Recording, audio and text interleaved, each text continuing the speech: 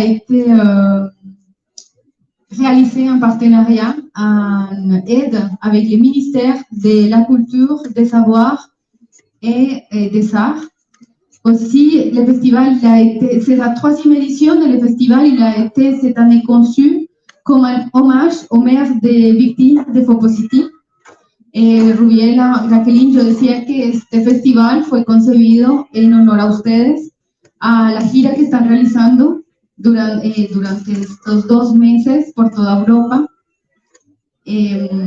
Donc, ils sont en tournée pendant 2 mois partout en Europe.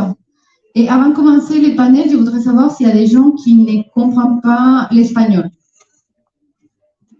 Voilà, donc il y a la traduction simultanée. Est-ce que vous pouvez tenir la main à nous? Comme ça, on peut vous faire la traduction simultanée, s'il vous plaît, pour vous donner les traducteurs. Il manque une personne, je pense.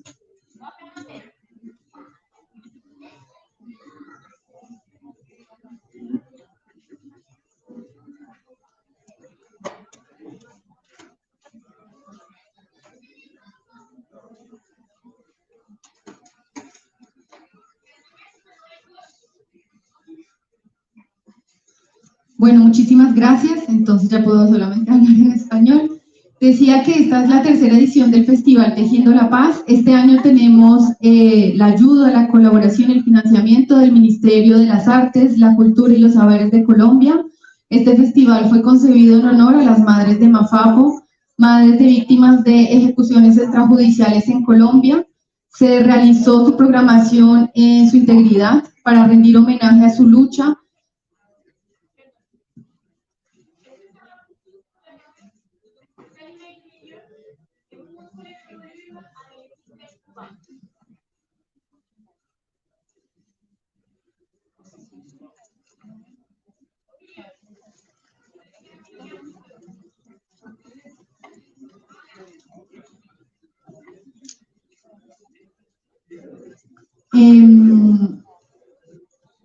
Queremos entonces agradecer a todas las personas que están acá presentes, miembros de la diáspora colombiana. Muchísimas gracias también a las organizaciones como la Fundación Daniel Mitterrand, que han patrocinado este tour de las madres por toda Europa. Muchas gracias a muchas de las personas que hoy están acá. Las madres pudieron venir. Estuvimos realizando un año de colectas, un año de eventos para poder recolectar fondos. La gira de las madres ha sido organizada por diversas organizaciones en toda Europa, voluntarias que han decidido unirse para que las madres puedan viajar y puedan hacer esta gira, como la hemos nombrado, Gira por la Verdad, dando a conocer su caso ante diferentes parlamentos, ante diferentes parlamentarios. Y bueno, quisiera también agradecer esta noche a los voluntarios que se encuentran en el festival. Sin ellos y ellas no podríamos realizar este evento, no podríamos rendir este homenaje a las madres. Muchísimas gracias por estar acá. Esta programación está hecha para ustedes. Es un festival para darle visibilidad a los artistas colombianos, a las artistas colombianas, para mostrar su arte, pero también para mostrar cómo por medio del arte podemos luchar también desde esa Colombia extraterritorial, dar a conocer las luchas, los problemas que existen en Colombia, pero también las resistencias de los pueblos, las resistencias de las madres, las resistencias de esa Colombia profunda. Muchísimas gracias también al embajador Alfonso Prada, que se encuentra entre el público esta noche, por aceptar esta invitación a esta 3ª edición del Festival Tejiendo la Paz. Para nosotras es muy importante tener esa representación colombiana, bueno, mezclada con la diáspora colombiana, con el pueblo que lucha desde acá, esa diáspora que nunca ha abandonado, que sigue teniendo su corazón en Colombia. Entonces, muchísimas gracias a las madres y muchísimas gracias a Guilén, que moderará esta mesa. Guilén, nuevamente la presento, es una investigadora, periodista francesa, que le agradecemos muchísimo todo lo que ha hecho por visibilizar el caso de las ejecuciones extrajudiciales, y para nosotras es un honor tener esta mesa redonda hoy, 4 de noviembre, en el segundo día del Festival Tejiendo la Paz. Muchas gracias.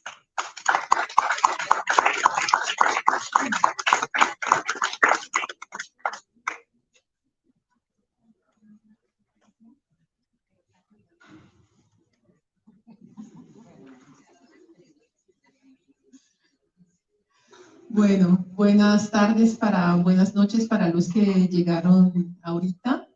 Me gustaría decir que estamos felices de recibir a Jacqueline y a Rubiela. Me gustaría decir esto, pero en realidad no estamos felices porque la idea sería que ellas no tengan que estar acá.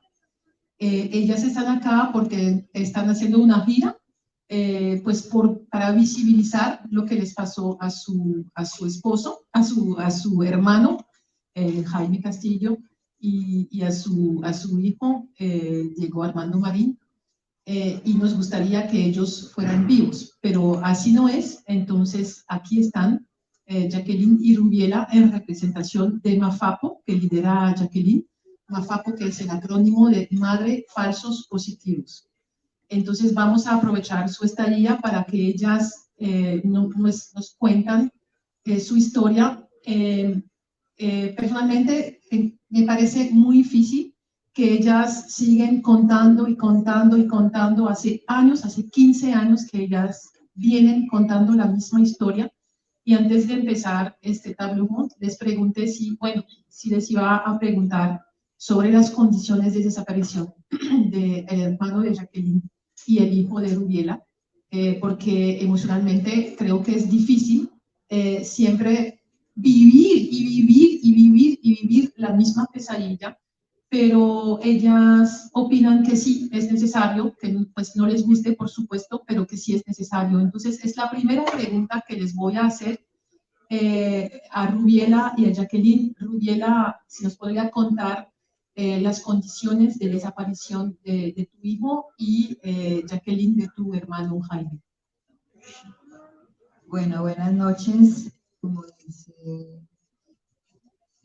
Guilherme, sí, esto es verdad, pero es bueno visibilizar y que venga de la voz de nosotras que somos las víctimas, o sea, que nosotras lo estamos sintiendo, que nos duele.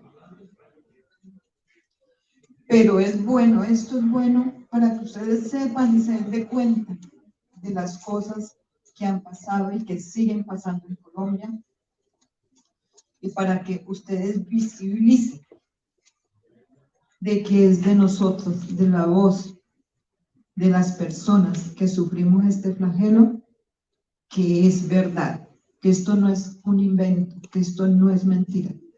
Bueno, como ya me han escuchado, mi nombre es Rubiela Giraldo.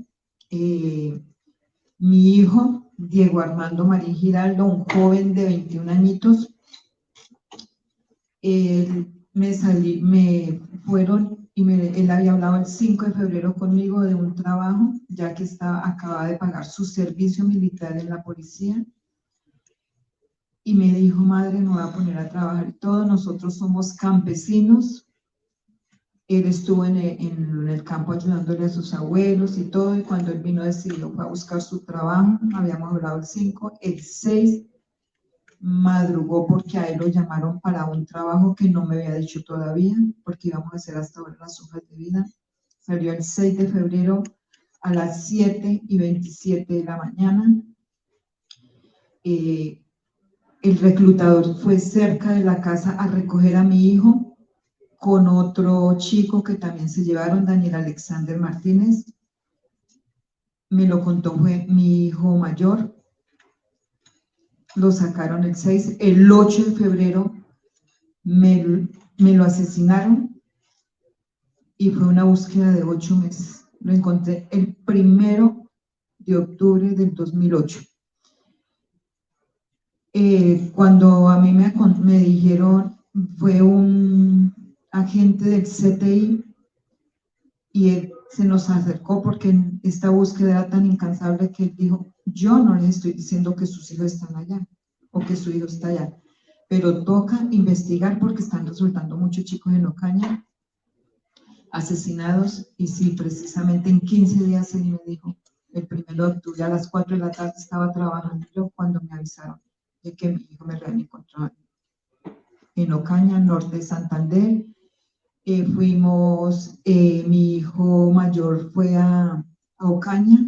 Yo este dolor lo voy a cargar hasta que yo me vaya, porque yo no fui a recogerlo. Mi hijo no me quiso llevar, dijo que no. Él fue el 3 de octubre, lo fue y lo sacó de allá, de esa fosa. Fueron 7 cuerpos que sacaron para encontrar a mi hijo. Un número, buscar un número que nos dieron en medicina legal el 2 de octubre. Y le dicen a mi hijo que él era un guerrillero que había sido baja en combate. Entonces mi hijo le dice a las personas que le dijeron que era un guerrillero, dice, porque él no era un guerrillero, él acababa de pagar servicio militar, a él lo sacaron el 6, lo matan el 8 y lo encuentro el 1. No es posible que mi hermano que sea un guerrillero. Ya pasó, me di cuenta a finales de octubre y a comienzos de noviembre. Nosotras cada mamita cargábamos con este dolor sin saber que éramos un grupo muy grande de asesinatos de jóvenes. Y a finales de octubre yo escuché que se estaban reuniendo en personería con Luis Fernando Escobar, el personero de Soacha, y yo llegué a averiguar y precisamente habían reunidas 19 madres y entre hermanas que también habían muerto en la misma circunstancia. ¿Qué hicimos? Empezamos y dijimos, esto no puede ser posible, que todos los chicos los hayan asesinado en la misma circunstancia y que todos guerrilleros. Esto no es posible porque todos, la mayoría acababan de pagar su servicio militar y eran chicos trabajadores que los sacaron de las casas. Y ahí empezamos a decir, no nos vamos a quedar calladas, y fue cuando llegó Jacqueline Castillo.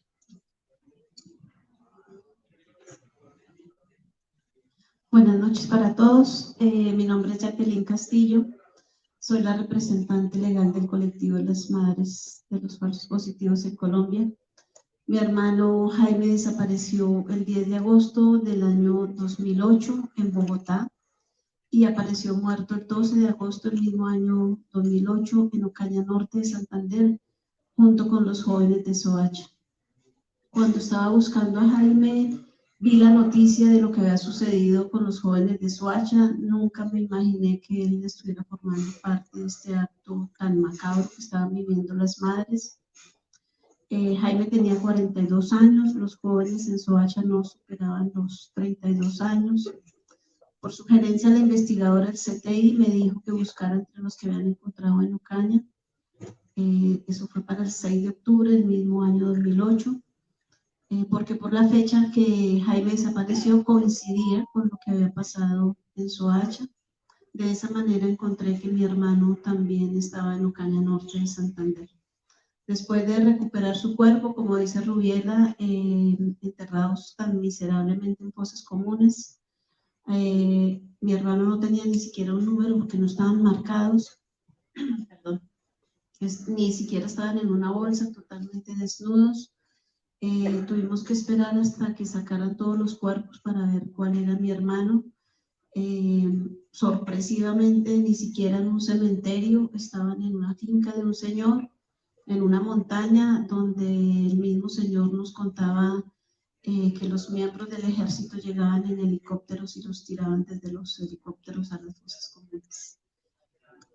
Duele, en realidad, saber todas estas situaciones que hicieron para decir que estaban ganando la guerra. Después de haber encontrado a mi hermano, me fui a buscar a estas madres.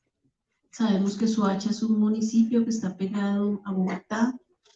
La mayoría de ellas han sido desplazadas de sus tierras, son madres que en su mayoría no terminaron siquiera la secundaria. Sentí como esa responsabilidad de buscarlas, trabajar con ellas, porque sabía que esto era algo gravísimo, saber que el ejército, quienes se supone están para cuidar la vida de los ciudadanos, hayan cegado la vida a miles de civiles en Colombia. Sabemos que son muchos más de 6.402. Por eso me di esa tarea de buscarles a ellas y dar esta lucha. Desde entonces venimos trabajando juntas en espacios públicos, haciendo pedagogía, y aquí seguimos trabajando para que esto no se quede en el olvido.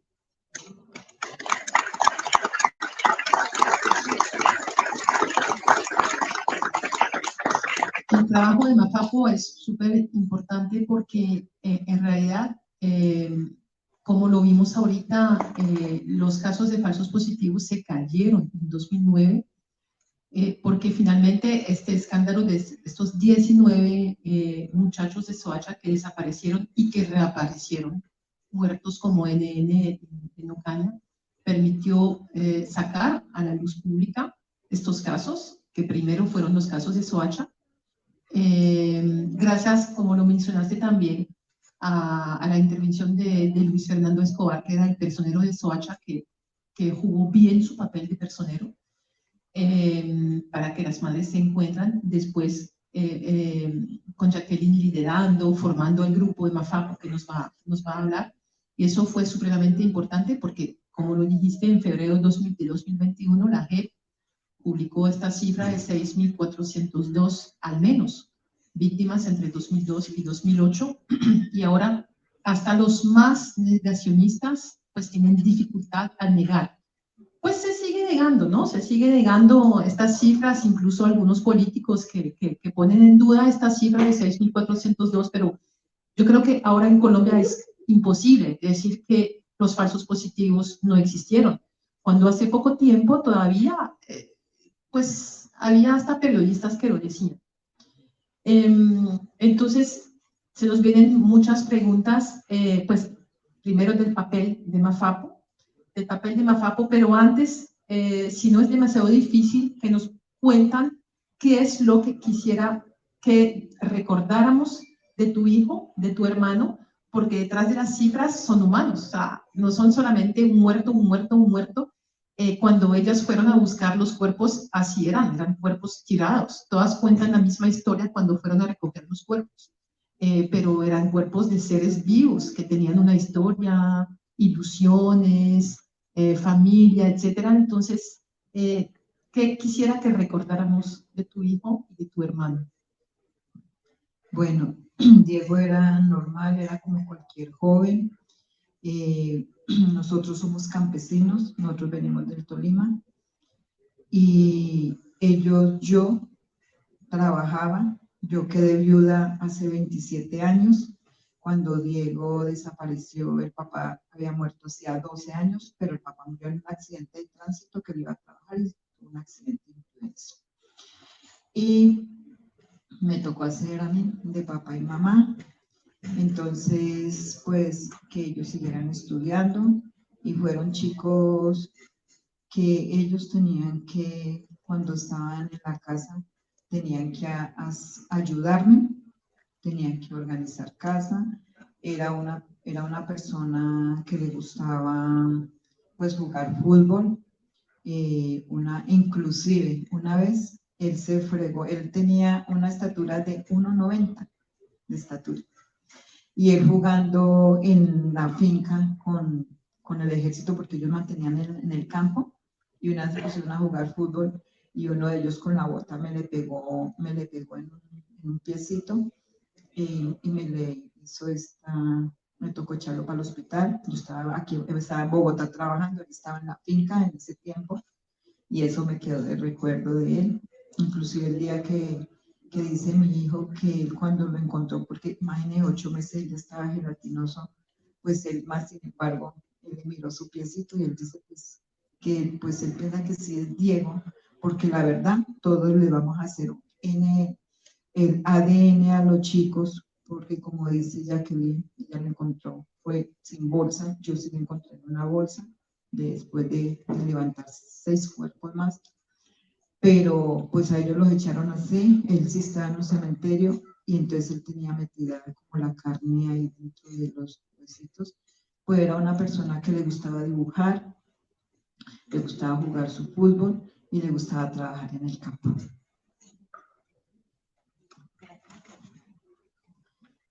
De mi hermano, quisiera recordarlo siempre porque era una persona alegre. Nosotros ya no teníamos papá y mamá, éramos 7 hermanos. Él fue el único que no formó un hogar, pero era una persona muy alegre, adoraba mucho a sus sobrinos. y le gustaba mucho hacer cuentos y hacer reír a la gente. Mafapo existe pues casi desde el principio, aunque fue conformado con NIT y todo esto más adelante. Ahora están en Europa haciendo esta gira internacional en varios países. Hoy ustedes están en Francia en representación de Mafapo. ¿Qué es lo que esperen de Francia, de su viaje en Francia y en Europa, en los otros países?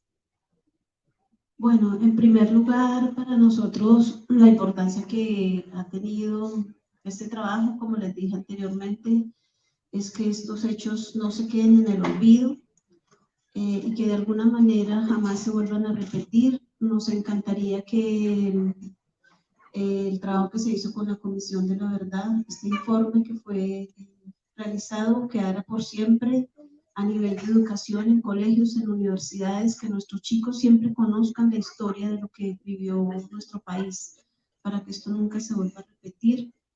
Nosotras seguiremos esta lucha hasta que la vida nos dé, hasta que nos dé la vida. Ojalá nuestros hijos, nuestros nietos, muchos de los jóvenes sigan este legado, porque no podemos permitir que se olvide.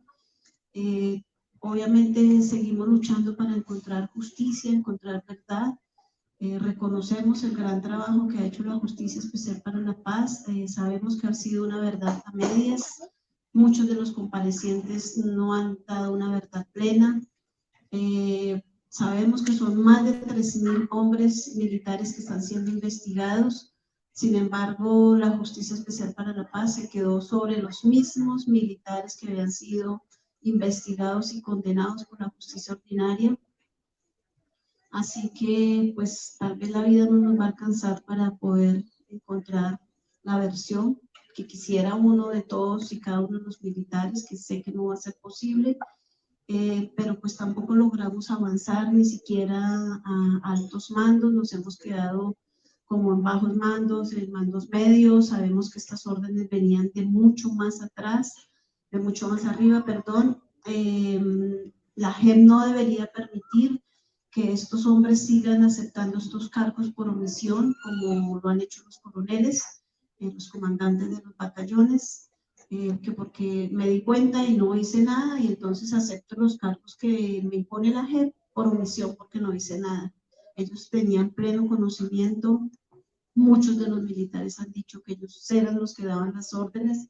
Sin embargo, la JEP acepta esto.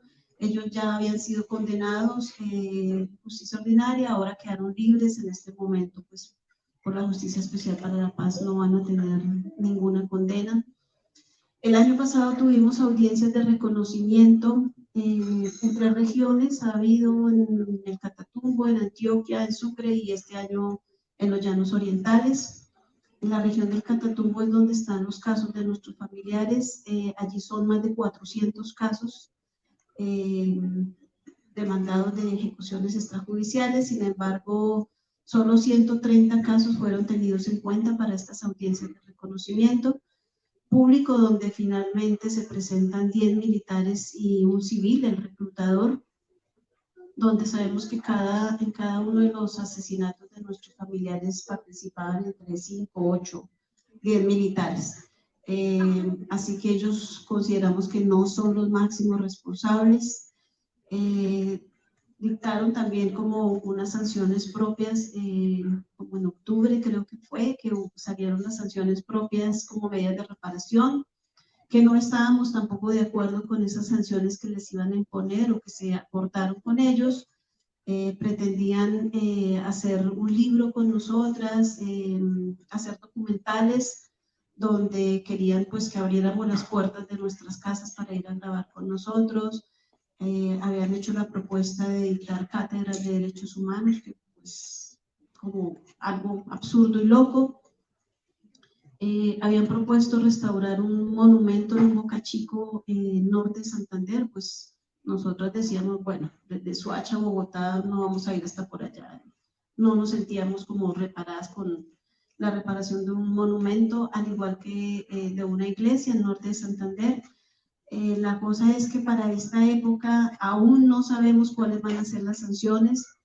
Estuvimos hace poco con la magistrada Chalela, que es la que tiene en este momento los casos en el Tribunal de Paz, y le preguntábamos por qué no seguía avanzando esto si la audiencia fue en abril. No sabemos más nada de parte de ellos, no nos volvieron a convocar para nada. Ella decía que solamente hasta diciembre habían llegado estos casos ahí al Tribunal de Paz, pero pues sabíamos que eso se suponía habían sido enviados desde mucho más tiempo atrás.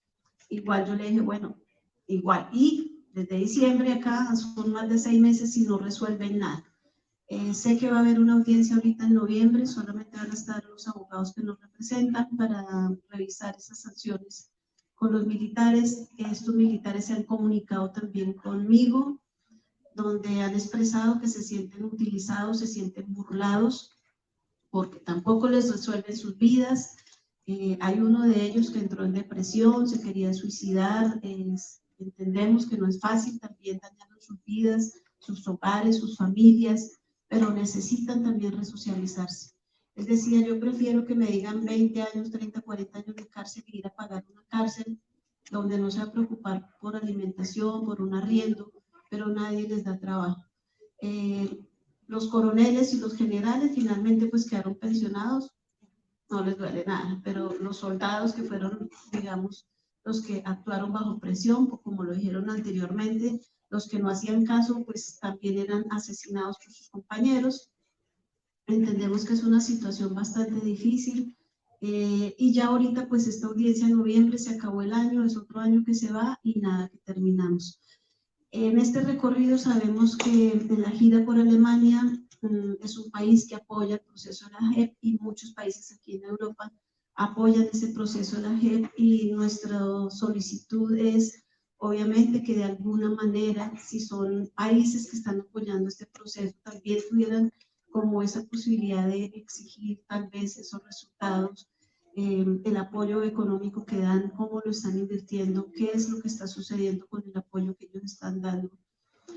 Porque no se ven resultados, no avanzamos, estamos allí como estancados, creería yo, porque no salimos de los mismos militares que ya habían sido investigados en justicia ordinaria. Ellos priorizaron algunas regiones, pero hay algunos departamentos que no quedaron incluidos en estas regiones, y sabemos que hay casos también de ejecuciones extrajudiciales. No sabemos qué irá a pasar con todos esos casos. El caso de Rubiela y el mío, nunca hubo imputación de cargos en justicia ordinaria, y en la Justicia Especial para la Paz nunca tuvimos la posibilidad de ver a ninguno de los que estuvieron involucrados en la muerte de nuestros familiares. Así que siento que el panorama todavía es un poco triste y la vida tal vez no nos va a dar para ver justicia.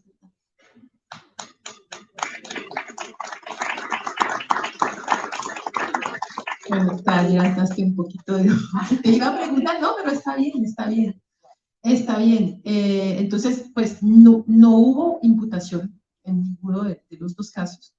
A mí me impactó mucho en 2018 cuando empecé a investigar sobre estos casos. Empecé a investigar porque 10 años después de los casos de Soacha yo pensaba que todo estaba arreglado. No entendía por qué Mafapo tenía que luchar, porque se hablaba de impunidad, porque pues después entendí. Entonces no hubo imputación ni nada. ¿Qué es lo que ustedes considerarían como justicia, primero como justicia en su caso personal y en general, y como justicia restaurativa? Por ejemplo, muchas madres con las cuales hablé me dijeron que ni siquiera saben de los últimos momentos de su hijo y es su derecho de tener este cuestionamiento. Muchas me dijeron, yo quiero saber si murió de una vez, yo quiero saber si se desangró, si perdió toda su sangre y sufrió, yo quiero saber si me llamó, bueno, es el derecho de ellas y ellas lo consideran como algo que se reitera. Es decir, yo vi varias cosas que ellas piden, como por ejemplo también no tener esta deuda con los cementerios, porque les mataron a sus hijos, pero ya les cobran el cementerio y algunas no pueden pagar. Entonces, ¿y cómo les pueden pedir de pagar porque eso no es normal, o sea, es un crimen de Estado. Entonces, ¿cómo ellas? Bueno, yo creo que eso se está arreglando poco a poco en estos últimos momentos. Pero mi pregunta sería, ¿qué es lo que ustedes pedirían como condiciones para que haya justicia y reparación en su caso propio y en general, aunque sabemos que por lo de la priorización, muchos casos se van a quedar en el olvido?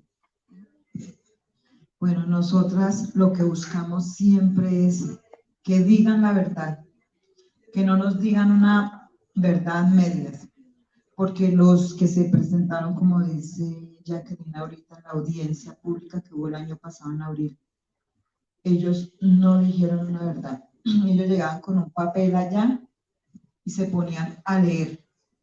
Yo creo que si a ellos los mandaron, a ellos les dieron una orden, ellos no deben de llegar con un papel a decir me dieron la orden. Ellos ya lo tienen acá, tienen en la cabeza y quién les dio la orden.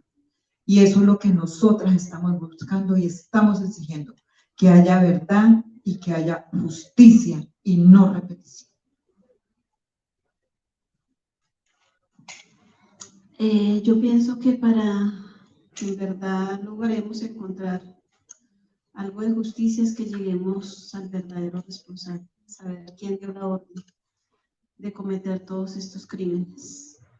Los militares que han dado versión, alguno de ellos, por boca de ellos mismos, lo dijo, que estaban condicionados a contar la verdad a medias, a saber cómo decirla, hasta dónde decirla, que ellos seguían siendo muy condicionados. Así que esperemos que algún día logremos llegar al verdadero responsable, que sea esta persona quien dé la cara, que reconozcan estos hechos que cometieron, que nos miren a los ojos, que pidan perdón, no solamente estas madres.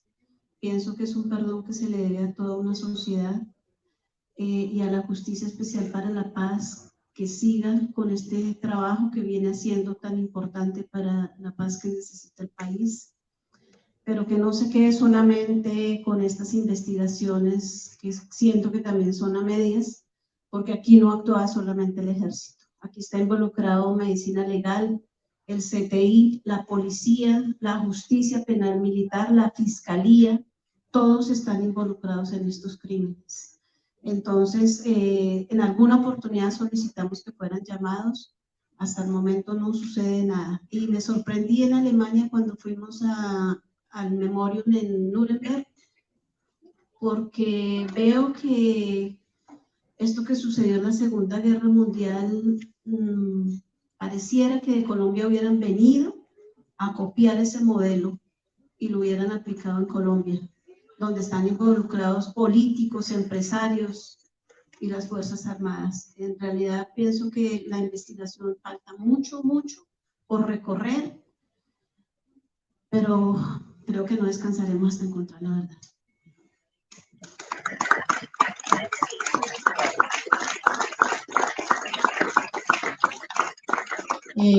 Muy importante lo que acabas de decir con el CTI, la Fiscalía y todos sus actores finalmente que estaban involucrados en estos casos, porque no solamente fueron los autores intelectual y los autores, pues el que disparó, sino también el que legalizó, el médico que vino, que vio el informe y que vio el cuerpo. Y bueno, sí, bueno, uno sin ser médico, uno puede ver cosas que no cuadran, entonces estando médico, los jueces penales militares también, porque se intentó también tapar dejándolo en la justicia penal militar, pero entonces hay muchos actores finalmente que fueron cómplices.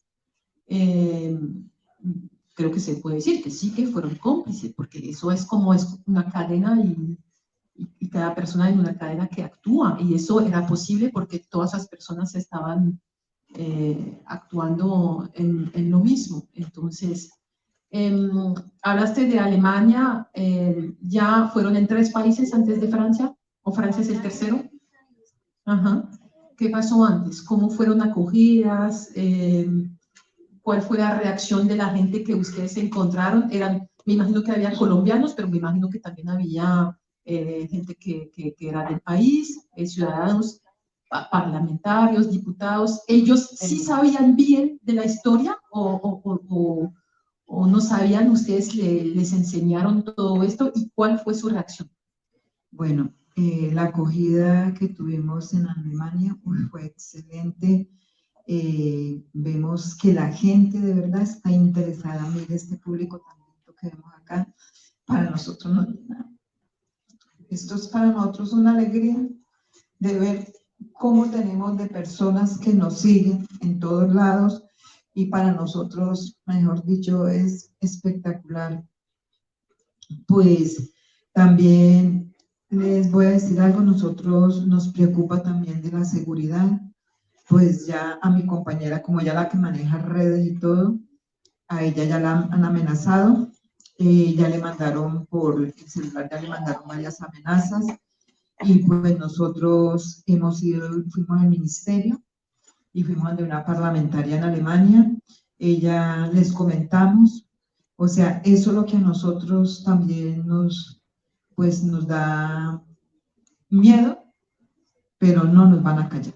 La verdad, no nos van a callar, y esperamos de aquí de París, que nos colaboren. Vamos a hablar con varias personas también, y para que ver cómo nos pueden ayudar de acá para la seguridad en Colombia nosotros, porque la seguridad que tenemos en Colombia es mínima.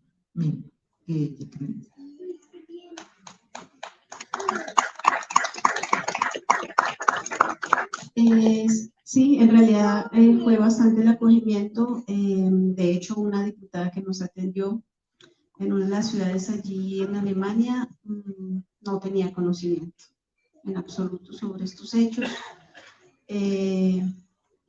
Fue en Bélgica, en Bruselas, sí, perdón.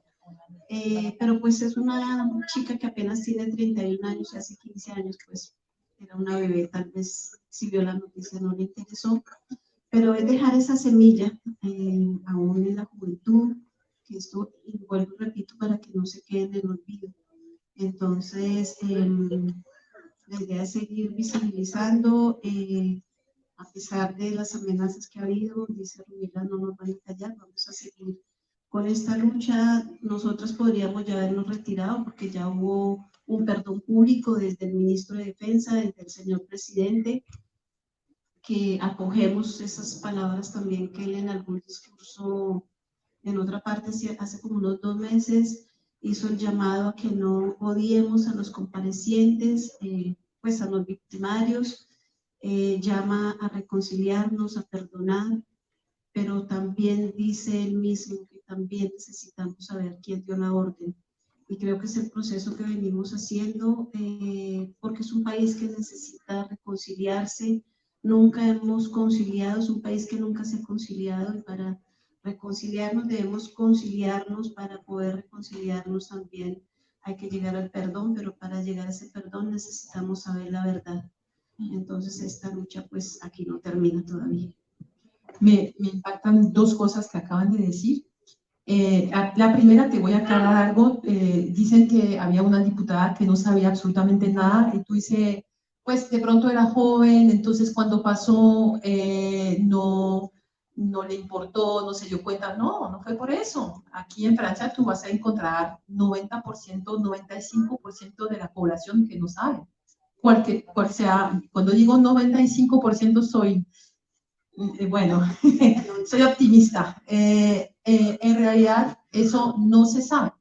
Yo soy francesa, entonces yo sé que cada vez que yo conté esta historia, no a mi entorno colombiano, por supuesto que lo conoce, pero cada vez que conté esta historia a franceses, siempre se quedaron, pues, como la gente que me conoce, que me tiene confianza, piensa que no lo invento, porque del contrario uno piensa que lo está inventando, y además miles, porque Colombia tiene también en Colombia no hubo dictadura, al contrario de otros países de América Latina, la imagen de Colombia afuera del país no es esta.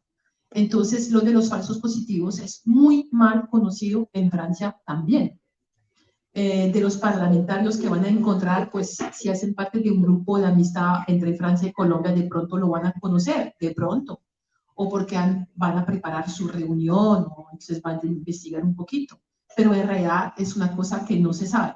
Yo me acuerdo cuando publiqué una doble página sobre este tema en 2018, eran 10 años después de los hechos, la gente, mis jefes, los otros periodistas con los cuales trabajo, descubrían este tema. O sea, hay que conocer a Colombia o tener un interés en Colombia para conocer esta historia. Entonces hay mucho trabajo que hacer y en esto yo creo que la diáspora colombiana tiene un papel muy importante, como lo tuvo también en 2021. Yo me di cuenta del papel de la diáspora colombiana en 2021 cuando hubo el paro nacional. Jugó un papel muy importante y yo creo que también en estos temas juega un papel importante. Lo otro, cuando tú hablabas de la seguridad, estos últimos meses, cuando encontré a algunas madres en Bogotá o en Soacha, vi que tenían como algo de protección con la UNP, pero yo vi que siguen siendo amenazadas. Me contaste también de las redes, que seguía recibiendo... Ajá. Cuando estamos aquí en la gira, ya le han mandado por celular, le han dicho, y fue un militar, ¿sí? Que le dijo que seguíamos, o sea, estas viejas locas siguen aquí haciendo escándalo porque como nosotras, dicen que nosotras no les gusta que vengamos a hablar aquí de ellos, menos aquí en Europa. Entonces nosotros nos tratan de locas, de víboras, que somos todos, nosotros les decimos, si somos unas locas, porque nos mataron fue algo que nos perteneció, porque fueron nuestros hijos. A mí me sacaron mi hijo de la casa. ¿Para qué? Para matármelo. Entonces ellos no son los que deciden la vida de una persona, y ellos decidieron la vida de mi hijo. Pues ahorita, pues que lo paguen.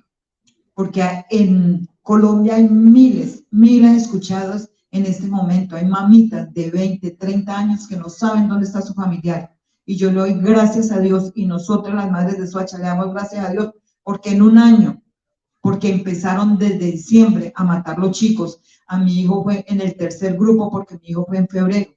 De Doña Blanca fue en marzo. Ellos comenzaron fue de mes en mes a hacer eso. Y entonces se estrellaron, ¿sí se entiende? Ellos pensaron que podían seguir haciendo todo esto, lo que ellos querían, y se estrellaron porque nosotras no nos vamos a quedar calladas.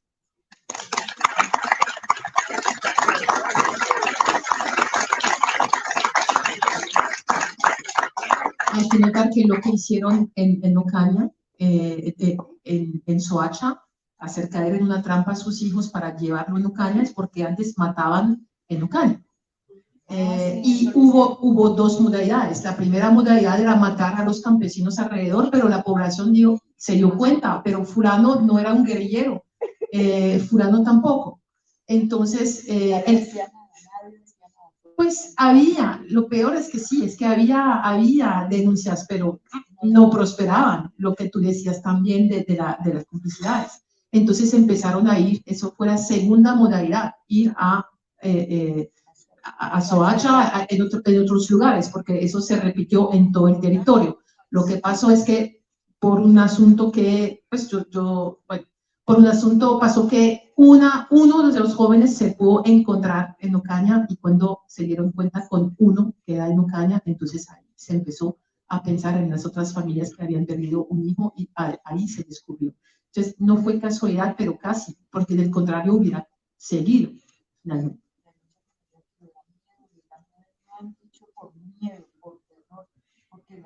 Porque es que las amenazan, es que hay mamitas que han amenazado porque nos han dicho. Yo me di cuenta el mes pasado que estuve, porque nosotros vamos a los colegios, vamos a las universidades a hacer una alerta temprana y decirles, niños, esto es verdad, esto no es mentira.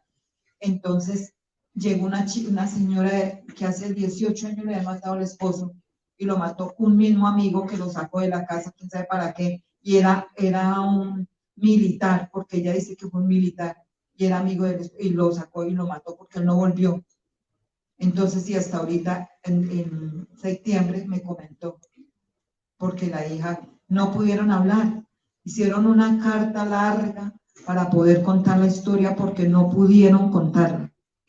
Imagínense qué tristeza que a estas alturas hay gente que no habla por temor porque las amenazan. Hay un clima que sigue en Colombia todavía de terror, de temor. Y estábamos hablando también de los militares que no quisieron hacer esto. Una vez hablando con Carlos Mora, él me dijo, imagínate, si en cada unidad hubo un solo militar que no quiso hacerlo o que quiso denunciar, ¿qué pasó con él? Y ahorita en la charla que tuvimos antes, olvidé contarle algo que para mí dice muchas cosas. El caso de Carlos Mora, que es este cabo que denunció que no quiso cometer falsos positivos y que finalmente, pues, es una larga historia, a él le intentaron hacer de todo, pero finalmente ya no está en el ejército y ya está como cualquier extranjero que llega a Colombia y que trabaja en lo que puede para salir adelante. Después de 23 años en el ejército, él no tiene pensión y no le dieron sus cesantías a las cuales él tenía derecho. Eso es Carlos Mora, lo que en Francia llamamos un lanceur d'alerte, que no sé cómo se dice, perdón, que no sé cómo se dice en español, lanceur d'alerte, pero es el que denuncia. ¿Sí? Gracias. Entonces a él le tocó esto, no tener su pensión y no tener sus cesantías. Y por el otro lado, al coronel Herrera, el mismo que lo amenazó en la Brigada Móvil 15, ¿sí? El mismo que todos sabemos que tiene responsabilidad en muchos casos de falsos positivos, pues lo sabemos porque lo tuvo que reconocer delante de la JEP, porque no había otra forma, ¿sí? El diario español, El País, el año pasado sacó una noticia, un artículo contando que él había tenido un contrato para dar cátedras de derechos humanos en el ejército durante 6 meses para casi que 200 millones de pesos, lo que es más o menos 50.000 euros. 50.000 euros es enorme en Francia, pero es enorme, gigantesco en Colombia también. Y para dar clases de derechos humanos. O sea, vemos a dos personajes, uno que es inocente, que denuncia, que es tratado como un paria, y el otro que es un criminal, creo que podemos decir así, que es un criminal y que es premiado. Y eso también interroga mucho que estas cosas pueden seguir. Discúlpame, querías decir algo. Quiero agregarle también a eso, Milene, es que eso debería ser algo también que las embajadas en Colombia tengan en cuenta eso, porque ellos están aprovechando ahora la situación y se están lucrando. Ahora ellos son los beneficiados. Tuve la oportunidad de llamar a un coronel que pues en el testimonio vi que había mucha verdad y me pareció como interesante trabajar con él y nos invitó a hacer un trabajo con las familias de las víctimas de Toro Viejo y que lo están apoyando desde la Embajada de Noruega. Entonces, apenas ayer me entero que, bueno, que el presupuesto no alcanza, que había que comprar materiales y que no le alcanza el dinero, cuando nosotros en una reunión anterior se sabía cuánto dinero le dieron a este señor y él dice, es otra cifra más chiquita y entonces es que no hay dinero y entonces nos damos cuenta que las embajadas y las organizaciones, el PNUD, está apoyando a todos estos tipos para lucrarse. Eso deberían tenerlo en cuenta las embajadas en Colombia de todos los países, si en realidad, y verificar si en realidad lo que están pidiendo es para apoyar a las víctimas, que debería ser el trabajo que ellos deben hacer, porque lo están haciendo para supuestamente hacer obras como medidas de reparación, pero lo están haciendo para lucrarse en ellos mismos. O sea, no entendí bien, ¿es un militar que trabaja en una embajada que recibió un presupuesto? Es un coronel que está involucrado en los falsos positivos de Toro Viejo. Y pues él también se acogió a la JEP a contar la verdad, está libre porque él también está condenado y ahora está haciendo trabajos con las víctimas, pero pues por decir, le dan 80 millones y dice, no, solo me dieron 30 en la embajada, entonces solo cuento con 30, pero es que ya está guardando el resto. Entonces están lucrando ellos mismos a través de las embajadas y las organizaciones como Bola, el Perú, todos los que nos están apoyando. O sea que hay mucho trabajo de información y pedagogía y denuncia que hacer en toda Europa. Y es lo que están haciendo. Pues no sé si quisieran añadir algo o ya hay preguntas. Me imagino que hay preguntas, ¿no?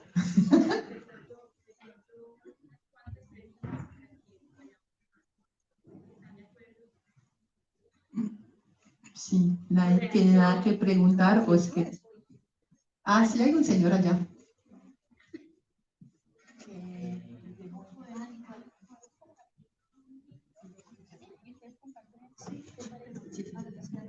¿Hablas fuerte desde allá? Sí. No.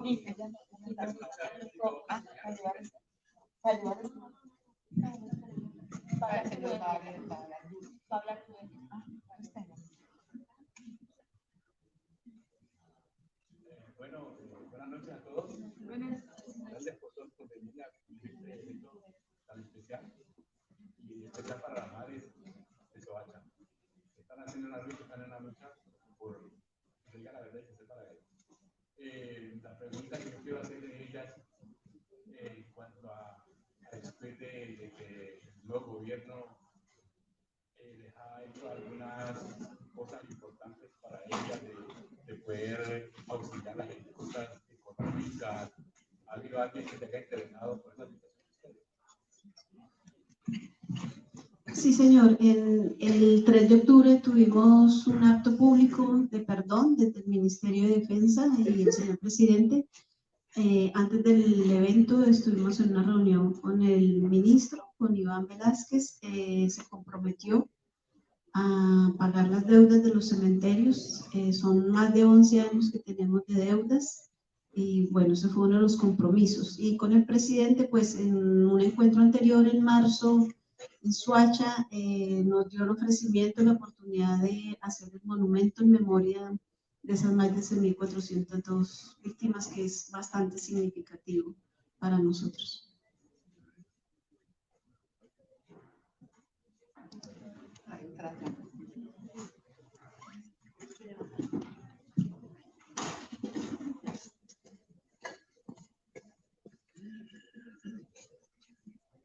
Bueno, buenas noches para todos. Bueno, yo no tengo una pregunta, pero sí me gustaría un par de palabras para ustedes dos. Creo que en el 2020 tuve la oportunidad de leer un trino en Twitter que me llamó mucho la atención y me trae a esta época todavía, lastimosamente, la historia de nuestro país. Y decía, uno lee la historia de Colombia y cada 2 páginas le da ganas de armar una guerrilla. Traigo a colación esto porque es algo muy, muy emocional, ¿sí? Los colombianos tenemos una historia muy violenta y la desconocen la comunidad internacional. Pero hablando sobre el caso en particular de los falsos positivos, pienso que el trabajo que ustedes están haciendo es de admirar, porque este tipo de situaciones generan odio, ¿sí? Generan rabia, resentimiento en nuestra sociedad. Tenemos una sociedad hoy en día demasiado dividida, pero ustedes han decidido dejar ese rencor a un lado y trabajar en pos de la verdad. Y se han organizado a pesar de tener todo en contra, incluso la maquinaria del Estado, lo que decía usted, está involucrada la Fiscalía, el CTI, todas las entidades que deberían proteger al ciudadano están involucradas y ustedes han luchado contra ellas. Y aunque sus hijos, sus familiares y hermanos hayan fallecido, hayan sido asesinados, porque no fallecieron, fueron asesinados por el Estado colombiano, ustedes han tomado esta bandera y hoy en día ustedes perdieron tal vez un hijo o perdieron un hermano, pero han ganado miles y tal vez millones, porque esta nueva generación de colombianos, lo que pasó en el paro nacional en el 2019, en el 2021, creo que han tomado también esta bandera para levantarse y pelear por sus derechos. Así que yo les quiero agradecer por eso.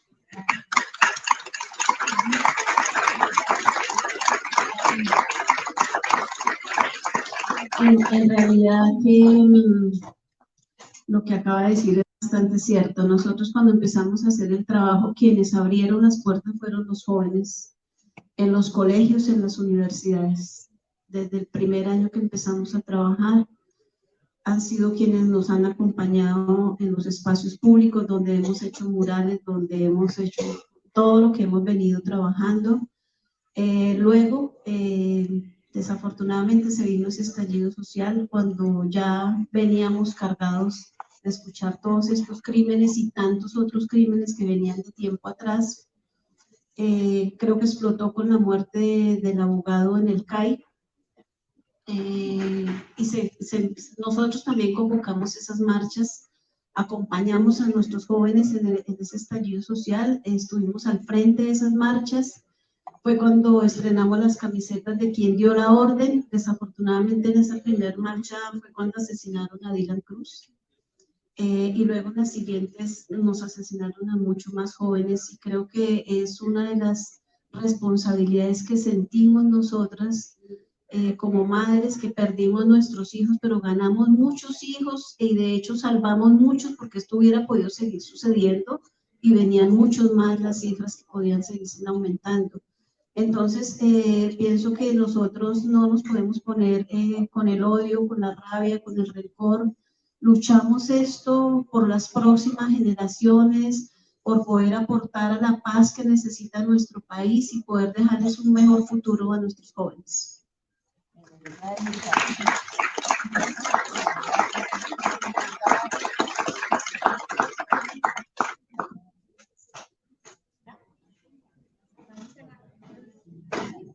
Bueno, agradecemos mucho a las madres por...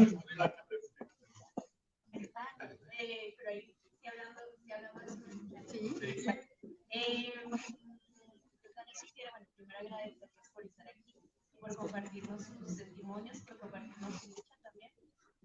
Quisiera preguntar, bueno, el papel de la asociación ahora en este viaje desgastada de la gira, en la divulgación de lo que pasa. Ustedes como asociación, ¿cómo trabajan conjuntamente? ¿Trabajan con otro tipo de asociaciones? Si una madre necesita llegar a ustedes, ¿cómo lo hace? ¿Qué pasa un poco más en la asociación al interior? Si solamente son las 19 madres o hay otras mujeres. Tenemos contacto con madres en otras regiones. Como lo dijo Rubén, en algún momento, mamitas que no han sido escuchadas o les da temor, o porque ellas dicen a ustedes que están en la ciudad, les paran bolas, a nosotras somos 2 o 3, tal vez nadie nos pone cuidado. Pero es en realidad hacer el acompañamiento. Nos encuentran en las redes como @Macapo-Colombia, ahí está mi contacto, y ahí a través de las redes nos pueden poner mensajes, y es el acompañamiento a todas las madres. Nuestra lucha es por las más de 6.402 madres que vivieron este horror. Entonces allí cualquier cosa a través de las redes nos pueden contactar. Y lo otro, perdón, se me pasó.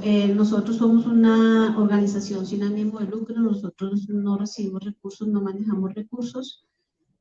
Trabajamos desde las uñas. Tenemos la oportunidad de que nos donaron aquí un computador. Y bueno, ahí vamos haciendo algunas cositas. Ojalá, el sueño es que una de las medidas de reparación sea que nos entreguen una casa para montar un taller y poner a las madres y poder recibir madres de otros territorios que puedan llegar a trabajar con nosotros.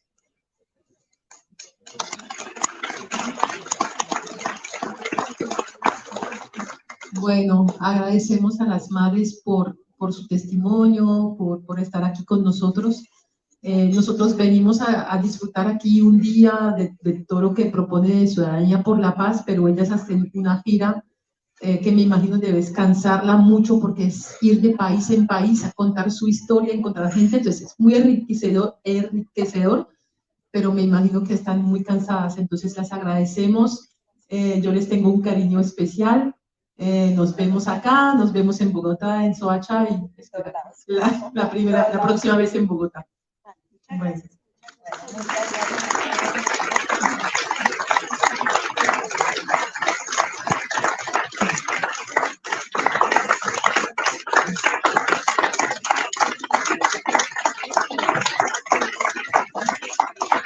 Muchas gracias. Muchas gracias a todos. Gracias.